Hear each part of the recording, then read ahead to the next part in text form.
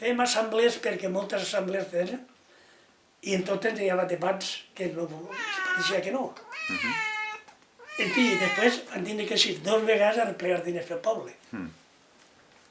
Casa per casa. Sí, sí. Vam calcular que unes 2.000 pessetes per casa, en aquell entonces, no molts, però eren prou diners. Clar.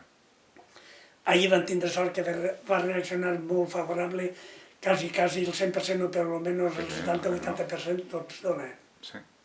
Que bé.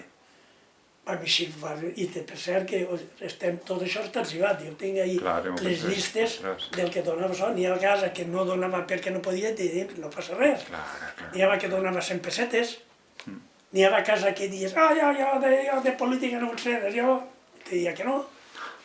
Vas topetant moltes coses, però dins de tot això van tindre sort i la glòria va ser quan en València van dir que ja eren pobres des de Madrid i que ahir ens van dir, després van tindre problemes de repartiment de terme, nosaltres volíem una miqueta més i ens van tallar molt, doncs estava Guardiola, de consellers d'Agricultura, em pareix, de repartiment de terme,